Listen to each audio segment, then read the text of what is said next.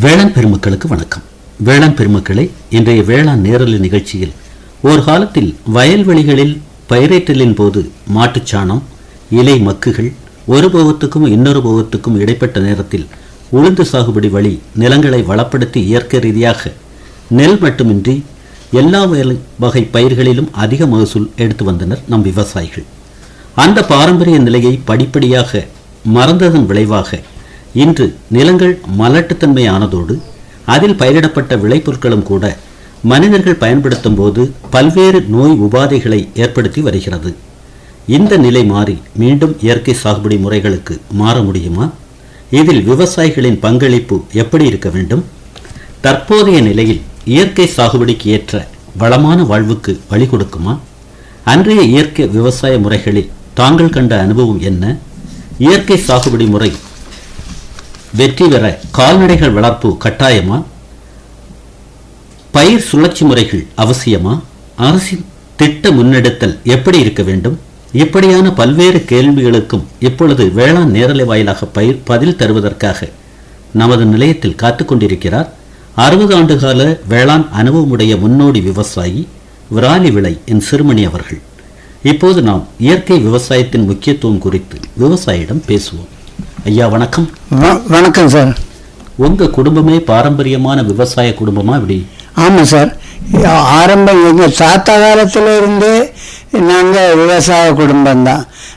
நெல் விவசாயம், வாழை விவசாயம், காய்கறி தோட்ட விவசாயம் எல்லாமே பண்ணி நாங்கள் வடசேரி சந்தைக்கு காய்கறிகளை கொண்டு வந்து மாட்டு வண்டியில் கொண்டு வந்து விற்றுக்கிட்டு இருப்போம் சார்.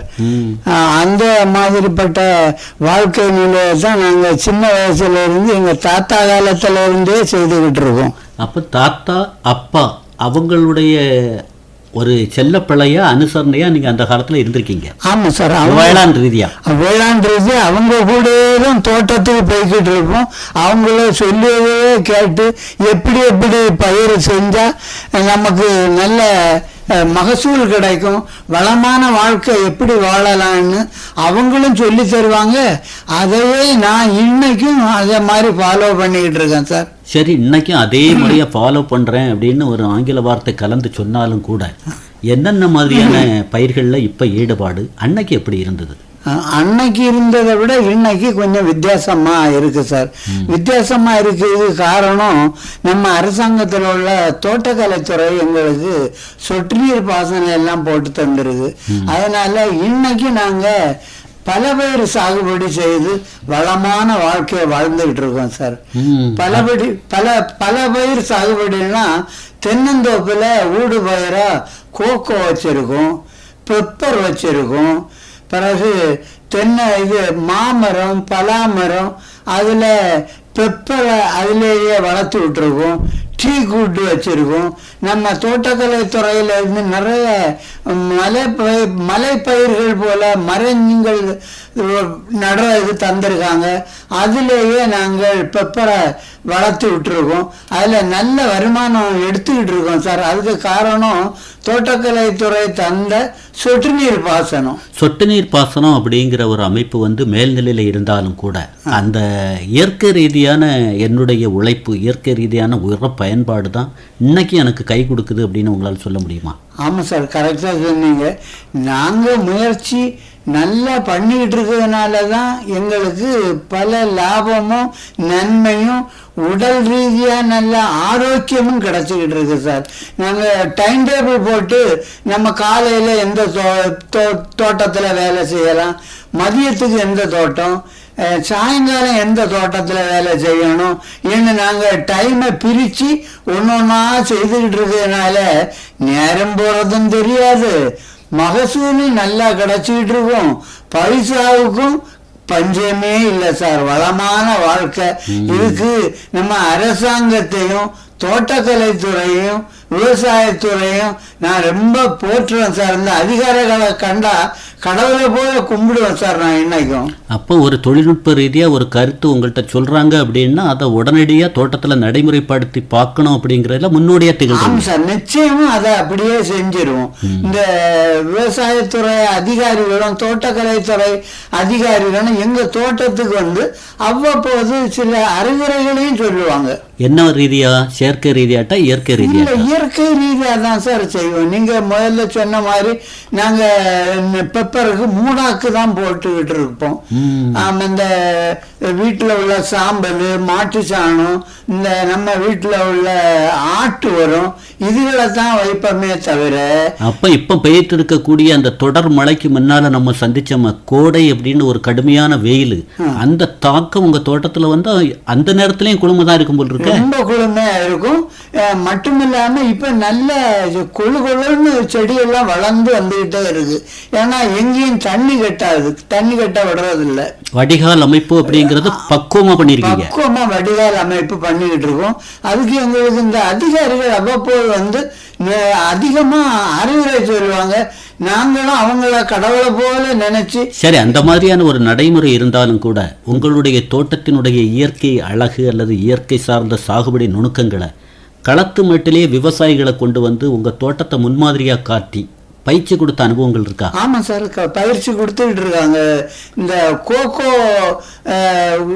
கோகோ தோட்டத்துல உள்ள பயிற்சிய நம்ம காட்பரிஸ் கம்பெனிக்காரங்க, கம்பெனி அப்படிங்கறது நமக்கு தேவையில்லை. சரி, சொல்லுங்க. அவங்களே வந்து பயிற்சி கொடுப்பாங்க. நம்ம தோட்டக்கலை துறையில உள்ளவங்களும் வந்து இதே மாதிரி நீங்களும் பயிர் செஞ்சா நீங்களும் உபரி வருமானம் கிடைச்சி நல்லா வாழலாம் என்று சொல்லி அவங்களும் சொல்லுவாங்க சார். சரி சார், ஆனா அன்றைய இயற்கை விவசாயம் இன்னலில்லா விவசாயத்துக்கு அடித்தளம் அப்படின்னு சொல்றாங்களே, உண்மையா? உங்க அனுபவம் எப்படி? உண்மைதான் சார். அந்த இயற்கை விவசாயத்துல அதிகமா நோய்கள் வரதில்லை. எதை வச்சு சொல்றீங்க? செடிகளுக்கும் நோய் வரதில்லை, நம்ம சாப்பிடக்கூடிய நம்ம மனிதர்களுக்கும் அதிகமா நோய் வரல. இப்பதான் நிறைய நோய்களும். இப்ப வயது என்ன உங்களுக்கு? எனக்கு 80 பக்கத்துல வந்துகிட்டு இருக்கு. 80 வயதுனாலும் 50 வயது வாலிபர் மாதிரி கருத்துக்களை சொல்றீங்க அப்படின்னா களத்து மேட்டுல வேளாண் ரீதியா உழைத்த உழைப்பின் வெளிப்பாடுன்னு சொல்லாமா? நிச்சயமா சார். காலையிலேயே இருந்து ஒரு 5 மணிக்கே எழுந்திருச்சு போய் வேலைகளை எல்லாம் பார்த்து ஆரம்பிச்சு ஒரு மத்தியானம் 2 மணிக்கு தான் சார் சாப்பிட வருவேன். தாத்தா அப்பா சொல்லி தந்த வேளாண் ரீதியான அனுபவ பாடம் என்ன? காலையில் எழுந்தவுடன் படிப்புன்னு பழைய காலத்துல சொல்லுற மாதிரி நாங்க காலையிலேயே தோட்டத்துக்கு தான் சார் போயிடுவோம். அப்படிதான் வழிகாட்டியிருக்காங்க. ஆமா சார், ஆமா சார். மாடுகள் வளர்ப்பு இயற்கை விவசாயம் செழிக்க காரணம் அப்படிங்கிறாங்களே, ஆமா, அதை பற்றி உங்க கருத்து என்ன? நிச்சயமா சார், மாடு இல்லாம ஒண்ணுமே இல்லை சார். இந்த மேலே செல்வம் கோழைப்படாதுன்னு சொல்லுவாங்க இல்ல, அதே மாதிரி நாங்க மாடும் வச்சிருக்கோம். அந்த மாடை இப்ப பசு மாடு தான் வச்சிருக்கோம். சரி, அன்னைக்கு எப்படி இருந்தது? அன்னைக்கு காளை மாடு வச்சிருந்தோம். 2 காளை மாடு, பசு மாடெல்லாம் வச்சிருந்தோம். அந்த காளை தான் வயல்களுக்கு நஞ்சைக்கு உழவுக்கு கொண்டு போவோம். மாட்டு வண்டியும் வச்சிருந்தோம். சக்கடா வண்டி? ஆமா சார், சக்கடா வண்டியும் வீட்டுல வச்சிருந்தோம். அப்ப மலை போல ஒரு அறுவடைக்கு பின்னால இயற்கை உரத்தை, சாண உரத்தை குவித்த நிலைகள் வயல்ல உண்டு போலுக்க. ஆமா சார், மலை போல வீட்டுலயும் சாணி உரம் இருக்கும். நாங்க அதை சக்கடா வண்டியில அடிச்சு ஒவ்வொரு வயலுக்காக கொண்டு போடுவோம். அது மட்டுமில்லாம இந்த குளங்கள்ல இருந்து வண்டல் மண், அன்னைக்கு தேரூர் குளம், புத்தேரி குளம், பறக்க குளம், இந்த மாதிரி குளங்கள்ல இருந்து வண்டல் மண் மாட்டு வண்டியில கொண்டு வந்து அங்கங்கே வயல்வெளிகள்ல விதிச்சு இந்த மாட்டு சாணி உரத்தையும் போட்டு பயிர் செய்வோம். இந்த மாதிரி கெமிக்கல்ஸ் எல்லாம் அன்னைக்கு போட்டவும் இல்லை, தெரியவும் செய்யாது. அப்ப அன்னைக்கு உங்களுக்கு கட்டுப்பாடு இல்லை, விவசாயிக்கு குளம் பயன்படுத்தல முன்னுரிமைங்கிறீங்க. ஆமா சார், யாருமே கட்டுப்படுத்த மாட்டாங்க இந்த மண் எடுக்க கூடாதுன்னு. ஆனா ஒரு வரையறை பிரகாரம் எடுப்பா அல்லது கண்டமேரிக்கு அந்த காலத்திலயும் எடுக்கக்கூடிய தன்மை தானா? இல்ல சார், ஒரு வரையறையோட தான் சார். பெருக்கு மண், அந்த வண்டல் மேல உள்ளத மட்டும் மண் வெட்டி வச்சு இழைச்சி கூட்டி குளத்துக்கு சேதப்படாத வகையில மென்மையா எடுத்திருக்கீங்க. மென்மையா மேல வண்டல் படிந்து அந்த மேல் பொறுக்க இழைச்சி எடுத்துக்கிட்டு வருவோம். அது மட்டும் இல்லாம நாங்க நிறைய தோட்டம் வச்சிருந்தோம். அந்த தோட்டத்துக்கு இந்த அந்த குளங்கள்ல போய் பாசி எடுப்போம் சார். ஓஹோ. பாசி பாசி எப்படின்னா அந்த தண்ணீர் குறைஞ்ச காலகட்டங்கள்ல அப்படியே படிஞ்சாப்புல இருக்கும். ஒரு கூட 2 பேரை நாங்க வேலைக்கு அழைச்சிட்டு போய் அந்த பாய் போல அந்த பாசிய அப்படியே சுருட்டி சுருட்டி சுருட்டி சுருட்டி அப்படியே மாட்டு வண்டி அந்த சக்கடை வண்டியில ஏற்றி இந்த தோட்டத்துக்கு கொண்டு வந்து கொஞ்சம் தொழு உரமும் போட்டு இந்த பாசியை நாங்க மூடாக்கா மேல போட்டுருவோம். சரி, இந்த மாதிரியான பாசியை மூடாக்கா போடுறதுனால அந்த நிலத்துல அடுத்த போக விளைச்சல்ல என்ன ஒரு மாற்றத்தை கண்டீங்க? அதிபயங்கரமான மாற்றம் சார். அந்த நெல்லெல்லாம் இந்த கதிர் நேரங்கள்ல மடிஞ்சு கீழே விழுவ மாதிரி வரும் சார். தலை வணங்குறது மாதிரி இருக்கும். ஆமா சார், அப்படியே இருக்கும், பாக்குறதுக்கு ஒரு ஆனந்தமா இருக்கும். ஆமா சார். சரி, அந்த மாதிரியான ஒரு நடைமுறை குளத்துல மண்ணெடுத்தல் அப்படிங்கிற நடைமுறை அந்த காலத்துல இருந்தது. இப்போ என்ன காரணத்தினால அந்த நடைமுறை பாழ்பட்டு போச்சுது? இன்னைக்கு குளங்கள் அப்படிங்கிறது தூர்வாறுதல் அப்படிங்கிறது ஒரு எட்டா கனியாக இருக்கக்கூடிய நிலையில் உங்களுடைய எதிர்பார்ப்பு என்ன? மற்ற விவசாயிகள் சார்பில் இந்த இடத்துல என்ன வலியுறுத்துறீங்க? சார் நல்லா சொன்னீங்க. குளத்தை தூர்வாரு மாதிரி மொத்தத்தில் பொதுமக்களுக்கும் குளத்தை தூர்வாரின மாதிரி இருக்கும்.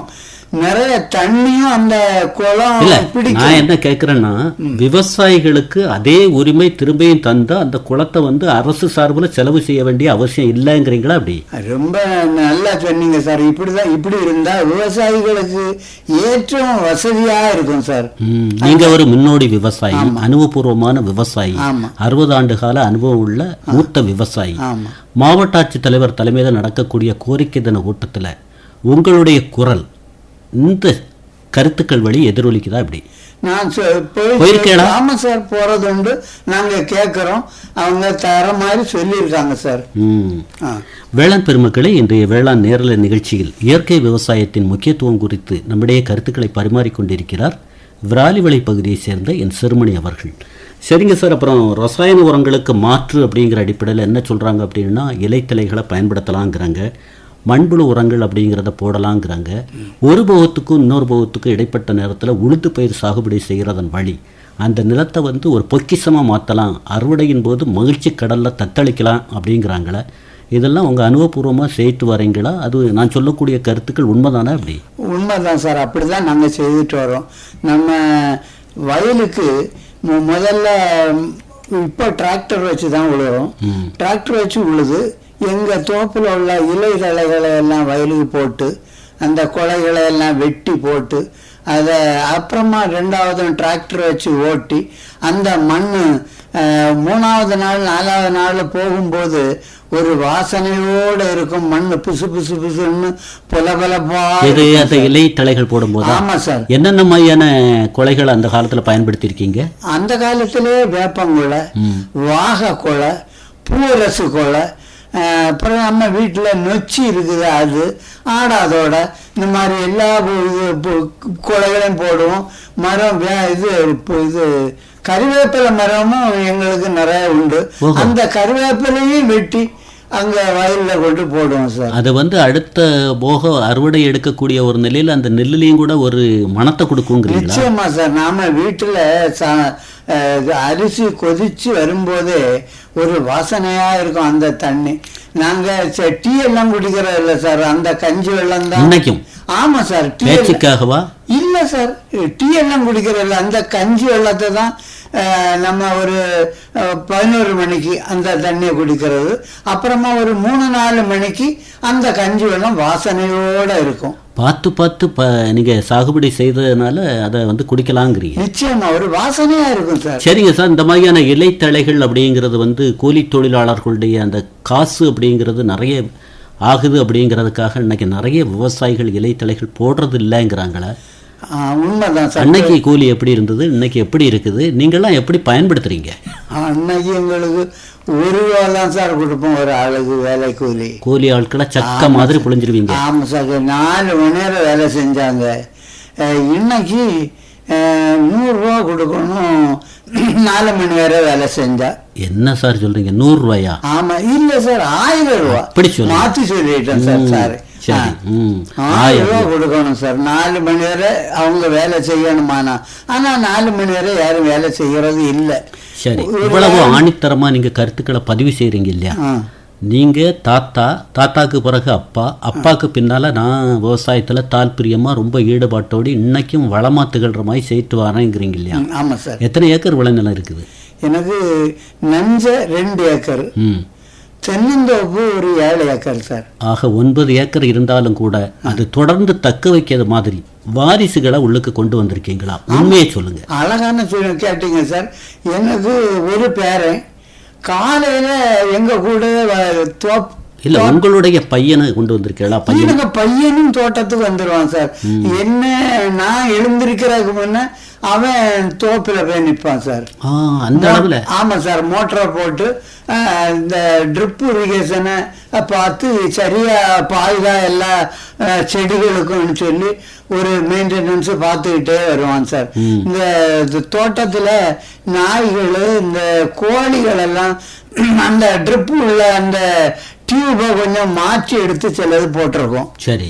அதை கொஞ்சம் அப்படியே பார்த்து எல்லாம் சரியா பாயுதா என்னன்னு பார்த்து ஒன்று கண்காணிச்சு சரி பண்ணிடுது சார். சரி. இப்போ ஒரு வாரம் உங்களுக்கு அவசர நிமித்தம் சென்னைக்கோ அல்லது மும்பைக்கோ போக வேண்டிய ஒரு நிலை, உங்களுடைய கண்ணோட்டம் அப்படிங்கிறது அங்கே போனாலும் கூட அந்த விருந்து உபசரணையில் கலந்துக்கிட்டாலும் கூட உங்களுடைய மனநிலை இந்த உங்கள் பயிர் பக்கம் இருக்குமா? அல்ல இன்னைக்கு நான் கெட்டாக போகலாம் சார், என்னுடைய பையன் கவனிக்கக்கூடிய அளவுக்கு அவனை தயார்படுத்திட்டேன் அப்படிங்கிறீங்களா? ஆமாம் சார். இப்போ நான் இருக்க வேண்டிய தேவையே இல்லை சார். அவன் எல்லாமே கவனிச்சுக்கிட்டு இருக்கான் சார். ஆமாம் சார். சரி. வேற வேலைகளுக்கும் போகல, இதையே தான் முழு நேரமாக விவசாயத்தை பார்த்து கவனிச்சுக்கிட்டு இருக்கான் சார். சரி. அன்னைக்கு வயல் அறுவடை செய்து சூடடி அப்படிங்கிறது மாடுகளை வைத்து சூடடித்த நாட்கள் உண்டு. ஆமாம் சார். அந்த உங்கள் சிரிப்பை பார்க்கும்போது அந்த அனுபவம் இருக்கும் போலுக்க நானும் மாடு 4 மாடு கொண்டு போய் சூடு அடிச்சிருக்கேன் சார். சூடு அடித்து அந்த நெல்லை வைக்கோல் நெல்லை உதறி அப்புறமா ஒவ்வொரு ஆளுகளுக்கும் அதை வீசி கொடுத்துக்கிட்டு வரதும் உண்டு சார். அப்போ இஞ்சலான்னு ராத்திரி 2 மணிக்கு சத்தம் போட்ட நாட்கள் உண்டு. இஞ்சலான்னு மட்டும் இல்லை சார், இந்த புனல் ஓட்டுறவங்க பாட்டு பாட சொல்லுவாங்க. பாடிருக்கீங்க? ஆமா சார். இந்த ஏதாவது சினிமா பாட்டுகள், சாமி பாட்டுகள் அப்படியே சத்தம் போட்டு பாடுவது. அது என்ன அவசியத்துக்காக சார்? தூக்கம் வராம இருக்கிறதுக்கு. இல்லாம தூங்கிட்டா அந்த சென்டர்ல கிடக்க மாடு அப்படியே ரொம்ப நடக்காம அதுக்கு காலில் வைக்கோல் பிரி போல சுத்திரும். ஓஹோ, பிரச்சனைக்குள்ள. ஆமா சார். சுத்தி அந்த மாடு பொத்துன்னு அந்த அந்த புனையெல்லாம் விழுந்துரும், கீழே விழுந்துரும். கீழே விழுந்து அங்க ஒரு கலகலப்பு மாடுகள் எல்லாமே சேர்ந்து கீழே விழுந்துரும். சரி. அந்த மாதிரியான ஒரு நடைமுறை, அதாவது வயலை அறுத்து களத்து மெட்டில் கொண்டு வந்து 2 நாட்கள் 3 நாட்கள் இருப்பு வைத்து அதுக்கப்புறமா நிலவடை தட்டி சூடடிச்சு நெல்லெடுத்து அவிச்சு குத்தி சாப்பிட்ட நிலைக்கும் இன்னைக்கு வயல்லையே அப்படியே நோட்டு எண்ணக்கூடிய நிலை உருவாயிருக்க எது திருப்தியை கொடுக்குது? அதுதான் சார் ரொம்ப திருப்தியா. எது? பழைய நடைமுறை. நமக்கு நல்ல விலைக்கு நாங்க வித்தோம் நெல். இப்போ அப்ப அப்படி உடனே நெல்ல விலைக்கு வித்துரும். அந்த பணம் எங்க போச்சு எங்க வந்து ஒரு ஐடியா இல்லாமலே போயிருது. வருவாய் வருது, மனம் இல்லைங்கிறீங்க. ஆமா சார். ஆமா சார். சரி. இயற்கை விவசாயத்துல முக்கியமான ஒரு அங்கம் அப்படிங்கிறது பஞ்சகவ்யா அப்படிங்கிறாங்களே. ஆமா சார். அதெல்லாம் தெரியுமா? ஆமா ஆமா. நாங்க தயார் பண்ணி தான் சார் செய்துகிட்டு இருக்கோம். எப்படி பஞ்சகவ்யா? ஆமா ஆமா. பஞ்சகவ்யாங்கும் போது நம்ம மாட்டு சாணம் மாட்டுல இருந்து கிடைக்க சார், அதுல இருந்து ஒரு 5 வகையான பொருட்களை சேர்த்து அதுக்கு கூட இந்த 1 கிலோ சர்க்கரையும் சேர்த்து நாங்க பஞ்சகாவியா தயாரிச்சு 5 விதமான பொருட்கள் சொல்லலாமா? ஆமா சார். பசுஞ்சாணம் 5 கிலோ, அப்புறம் ஒரு 1/2 கிலோ நெய். அந்த பசுஞ்சாணத்துல நெய்யை ஊற்றி கிளறி நல்ல கிளறி ஒரு பிசைதல் தன்மை வரணும். ஆமா சார். ஒரு 3 நாள் அப்படியே வச்சிருப்போம். அதுக்கு பிறகு ஒரு பசுவின் சிறுநீர் ஒரு 3 லிட்டர் கோமியம், அப்புறம் ஒரு 2 லிட்டரு பால், ஒரு 2 லிட்டரு தயிர், அப்புறமா இதெல்லாம் மிக்ஸ் பண்ணிட்டு 1 கிலோ வெல்லம். சரி. 1 கிலோ வெல்லம் சேர்க்கணுங்கிறீங்களா? அது என்ன ஒரு அவசியத்துக்காக சேர்க்குறீங்க? அது அந்த ஈஸ்ட் இந்த இதெல்லாம் நுண்ணுயிர்கள் பெருக்கத்துக்கு தான் சார். ஆமா ஆமா. சரி சரி. இதை பயன்படுத்தி பார்த்துருக்கீங்களா? அல்லது நல்லா நாங்க மற்ற கெமிக்கல்ஸ் ஒன்றும் செடிகளுக்கு போடுறதில்லை. அது உங்க முகத்திலே தெரியுது. ஆமா சார். செடிகளுக்கு போடுறதில்லை. இதைத்தான் நாங்க ஸ்ப்ரே பண்ணுவோம். சில நேரங்கள்ல ஊத்தி விட்டுருவோம் வயிறுக்குள்ளேயே. ஊத்தி விட்டுறோம்னா புரியல. இந்த அப்படியே கீழே தண்ணியோட ஊத்தி விட்டுருவீங்களா? ஊத்தி விட்டுருவீங்க? ஆமா ஆமா சார், தண்ணியோட பாய்ச்சி விட்டுருவேன். அளவு முறைகள் தெரியுமா? ஆமா சார். என்ன சொல்றாங்க அப்படின்னா பஞ்சகவ்யமா இருந்தாலும் கூட அதை பக்குவமா பயன்படுத்தணும். ஆமா சார், கூடுதலா எல்லாம் பயன்படுத்தினா செடிக்கு பாதிப்பாயிரும். சரி, இது வளர்ச்சி ஊக்கியா அல்லது உரத்தேவையை குறைக்கக்கூடிய ஒரு நடைமுறையா? வளர்ச்சி ஊக்கி தான் சார். நோய் விரட்டியா? பூச்சி விரட்டி? இல்ல பூச்சி விரட்டி இல்ல, பூச்சி விரட்டிக்கு தனியா இருக்கு சார். அது என்ன பயன்படுத்துறீங்க? அது இந்த நம்ம சீத்தா செடி இலை, ஆடாதோட, அரளி இலை, ஆமணக்கு இலை, நொச்சி இலை, சோத்துக்கத்தாழை, புங்க இலை, வேப்பு இலை, அப்புறம் நம்ம குளத்தங்கரையில இந்த சங்கு புஷ்பம், அதாவது லோக்கல்ல பீனாரி செடின்னு சொல்லுவாங்க.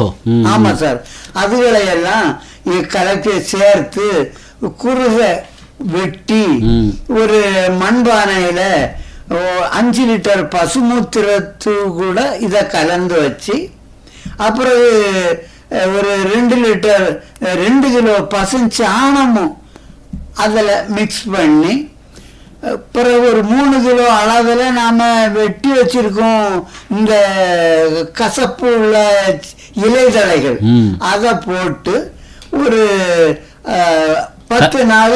புரியுது. கடிகாரத்தை சேல கலக்கி விடுறீங்க? ஆமா சார், கலக்கி மூடி வச்சு கலக்கி விடுறோம். அது என்ன அவசியத்துக்கு, என்னென்ன பயிர்களுக்கு எதுக்காக பயன்படுத்துறீங்க? எல்லா பயிர்களுக்குமே பூச்சி வெரைட்டியா பயன்படும் சார்.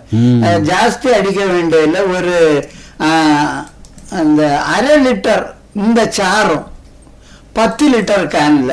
அப்போ பயிற்சி அப்படிங்கிறதுல விராலி விளை சிறுமணி அவங்களுக்கு ஒரு இடம் காத்துட்டு இருக்குங்கிறீங்க? ஆமா சார், நிச்சயமா என்ன கூப்பிடுவாங்க. எப்போ வயது 80ங்கிறீங்க, இப்ப பயிற்சிக்கு வாய்ப்பு இல்லையே? எங்களை மாதிரி உள்ள ஆளுகளுக்கு என்ன இத மாதிரி பயிற்சி தந்தா விவசாயம் நல்லா நடக்கும் சார். ஏன்னா இப்ப உள்ள வாலிபர்கள் அதிகமா விவசாயம் பக்கம் வரலங்கிறது உங்க பகுதியா இருக்கலாம். ஆனா பிற பகுதிகளில் இளைஞர்களுடைய ஆதிக்கம் இன்னைக்கு கடுமையா இருக்குது. நீங்க பாக்குறது இல்லையா? ஆதிக்கம் இருந்தா நல்லாதான் இருக்கும். எங்க ஊர் பக்கம் கொஞ்சம் குறைவா இருக்கு சார். என்ன சொல்ல வாரீங்கன்னா, உங்க மன பிம்பம் என்ன மாதிரி கருத்தை வெளிப்படுத்துதுன்னா, எங்களுக்கு வயதுதான் 80 தவிர இன்னைக்கும் நாங்க அது நிறைய தொழில்நுட்பத்தை நடைமுறையில களத்து மட்டில் செயல்படுத்துறோம். எங்களுக்கும் வயோதிகர்களுக்கும் ஒரு பயிற்சி வேளாண் அறிவியல் நிலையம் தந்தா நல்லா இருக்கும்ங்கிறீங்க. அதான் சொன்னீங்க சார். எங்களுக்கு நிச்சயமா தரணும். அறிவியல் மையத்துல போறதுக்கு நீங்க தயார் தான்? நிச்சயமா போவோம். எந்த ட்ரைனிங் பயிற்சி தந்தாலும் உடனே போயிடுவோம். சில தடவைகள்ல நம்ம திருப்பேஸ்வரம் அறிவியல் மையத்துக்கு நாங்க இது சம்பந்தமான பயிற்சிக்கு போய்கிட்டு இருக்கோம். அந்த பயிற்சி உங்களோட அதனுடைய வெளிப்பாடு அப்படிங்கிறது இருக்குமா, அல்லது எனக்கு அந்த பயிற்சி கிடைத்தா எங்க புறவு முழுமைக்குமே ஒரு 500 ஏக்கருக்கும் நான் வழிகாட்டுதலா இருப்பேங்கிறீங்களா? ஆமா சார், எங்க புறவு பக்கத்துல இந்த விவசாய சம்பந்தமான சந்தேகங்களை என்கிட்ட கேட்பாங்க சார். நான் அவங்களுக்கும் சொல்லி கொடுப்பேன். அனுபவபூர்வமா? ஆமா சார், அனுபவபூர்வமா சொல்லி கொடுப்பேன். அவங்க பக்கத்து ஊர்ல உள்ளவங்க என்கிட்ட கேட்பாங்க சார். போன்லயும் பேசுவாங்க, நேர்லயும் கேட்பாங்க சார். அப்ப மீன் அமினோ அமிலம் அப்படிங்கிற கரைசல் தயாரித்தலையும் கைதேர்ந்தவங்களா இருப்பீங்க? ஆமா சார், அப்படி செய்துகிட்டு இருக்கோம் சார். அது என்ன உபயோகம்? ரொம்ப ஈஸியா இருக்கும். அதுவும் ஒரு வளர்ச்சி ஊக்கியாவும் பூச்சி விரட்டியாவும் பயன்படுது. அது எப்படி தயார் பண்றது சொல்லுங்க? அது ரொம்ப சிம்பிளா தான் சார் இருக்கு. மீன் நல்ல மீன் வாங்கணுமா? இல்ல இல்ல இல்ல, எங்க ஊர் பக்கத்திலேயே மீன் வியாபாரிகள் இருக்காங்க. அவங்க வெட்டி வேஸ்ட் போடுவாங்க. கழிவையும் காசாக்குறீங்க? ஆமா சார், ஆமா. அதுல ஒரு 1 கிலோ வேஸ்ட் மீன், அப்புறம் ஒரு 1 கிலோ சர்க்கரை. எவ்வளவு நாட்களுக்கு இருப்பு வைக்கணும்? அது ஒரு 5 நாட்கள் இருந்தாவே போதும் சார். வடிகட்டி வச்சுக்கிட்டு அப்புறம் அதை புளிஞ்சி எடுக்கணும். திருப்பியும் அந்த இதை இன்னும் ஒரு 5 நாளைக்கு நாம கூட கொஞ்சம் சர்க்கரை சேர்த்து வச்சு பயன்படுத்திக்கலாம். எங்களுக்கு இதை தோட்டக்கலைத்துறை நிறைய தந்திருக்கு சார். இந்த ஒரு 100 லிட்டர் ஒரு தடவை தந்தாங்க இலவசமா. ஆமா சார். சரிங்க சார், நமக்கு நேரம் அப்படிங்கறது அட்டவணைப்படுத்தலுக்கு உட்பட்டதுனால நிறைவான கருத்தா குமரி மாவட்ட விவசாயிகளுக்கு இயற்கை விவசாய பக்கம் வாங்க அப்படிங்கிற அடிப்படையில் முத்தாய்ப்பா என்ன கருத்து சொல்றீங்க? முத்தாய்ப்பா சார், எனக்கு அனுபவத்துல இந்த கேரளா வாடல் நோய் நிறைய தென்னை மரங்கள் பாதிச்சு போச்சு. ஆனா நாங்க இந்த கெமிக்கல்ஸ் போடாம இந்த மாட்டுச்சாணி பயன்படுத்தின தென்னந்தோப்புல நல்லா இருக்கு. வாட நோயே இல்ல, நல்ல மகசூல் கிடைச்சிட்டு இருக்கு சார். சரிங்க சார், உங்களுடைய அலைபேசி ஒன்று சொல்லலாமா? காரணம் என்னன்னா, ஏதாவது தகவல்கள் 80 வயதுலயும் முத்தாய்ப்பான கருத்தா அருமையா சொல்றாரு, இவரோட அலைபேசியில தொடர்பு கொண்டு சந்தேகத்தை கேட்கலாமே அப்படின்னு என்றாங்கன்னா உங்க நம்பரை சொல்லுங்க. ஆமா, தாராளமா எங்க தோட்டத்துக்கே வந்து பார்க்கலாம். சொல்லுங்க சார், அலைபேசி ஒன்று சொல்லுங்க. 944 25 30 483. 9442 530483. ஆமா சார். இதுவரை இயற்கை விவசாயத்தின் முக்கியத்துவம் குறித்து எல்லோரும் மிக தெளிவா புரிகிற மாதிரி கருத்துக்களை தெளிவா எடுத்து சொல்லி எல்லாரையும் வெளிப்படைய செய்திருக்கீங்க. உங்களுக்கு குமரி பண்பலை சார்பாக மனமார்ந்த நன்றி. உங்களுக்கு மிகுந்த நன்றியோட இருக்கேன் சார். இதுவரை இயற்கை விவசாயத்தின் முக்கியத்துவம் வேளாண் நேரலை கேட்டீர்கள். நேரலையில் பங்கேற்றவர்கள் விராலி விளை என் சிறுமணி அவர்கள். உடன் உரையாடியவர் தேரூர் சிவசுப்பிரமணிய பிள்ளை.